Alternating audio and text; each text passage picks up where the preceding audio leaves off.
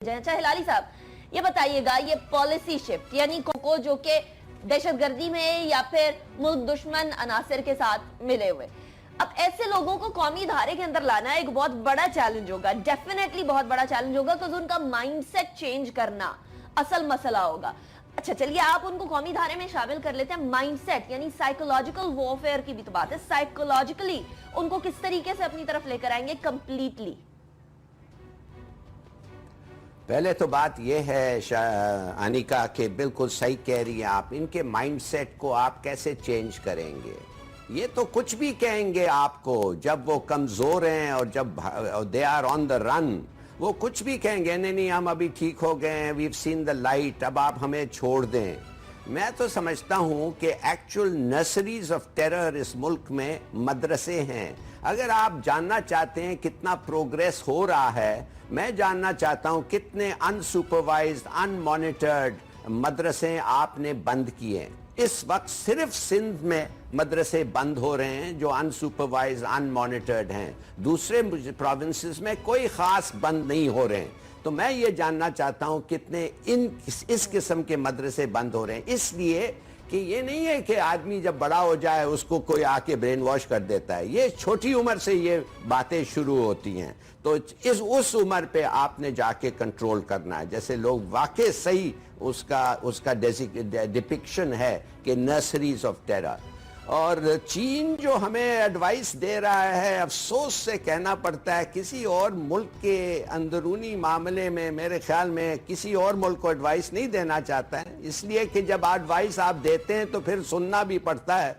और मैं तो फिर ये उनको एडवाइस ये दूंगा कि अजान को पब्लिकली करने दें सिंकियांग में, और ये वीगर्स जो अपने लिबास पहनना चाहते हैं उनको भी करने दें, और ओपनली उनको अपना रिलीजन इस्लाम जो है प्रैक्टिस करने दें। मगर हम ये बातें उसको नहीं कहते इसलिए कि ये हमारा it is not our job to tell another country कि भाई किस तरीके से आप अपने बैंड ऑर्गेनाइजेशंस के साथ सलूक रखें।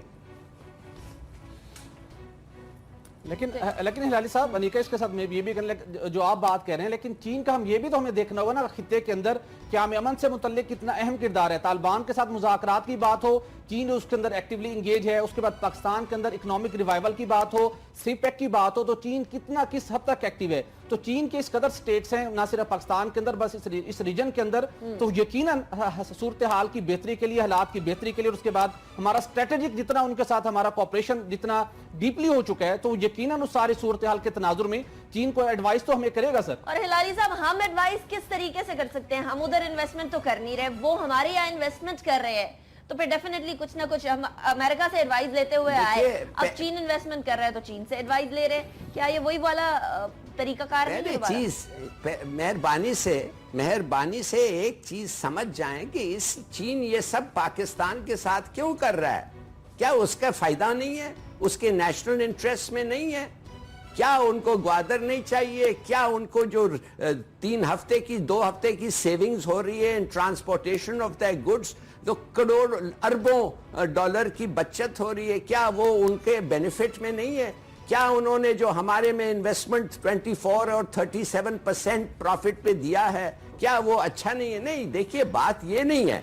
हम बड़े खुश हैं कि चीन ने इन्वेस्ट किया, चीन हमारा सबसे करीबी दोस्त है, हम वो सब मानते हैं। मगर अमूमन मैं ये कहता हूं कि अगर आपका एक टैक्टिक है तो चुपके से, बहुत चुपके से कान में आप कह सकते हैं कि शायद आप सोचेंगे ये करने, नहीं तो अगर पब्लिकली आके आप एडवाइस देने लग जाएं ये करो वो करो, तो फिर ये दोनों तरफ से चलता है। And I don't think it makes for a good relationship. तो हाँ, जरूर चीन ने इन्वेस्ट किया है, इसके मतलब नहीं है कि पैसे दो तो फिर the Piper calls the tune, वैसा है। तो फिर अमेरिका और चीन में फर्क क्या है, या किसी और मुल्क में क्या फर्क है? जो पैसे देता है वो कहता है अब मेरे कहने पे चलो। यानी हिलाली साहब, आपका ये फरमाना है कि डिप्लोमेटिकली साइलेंटली ये काम किया जा सकता था, इतना पब्लिकली होने की इसके हवाले से जरूरत नहीं थी। लेकिन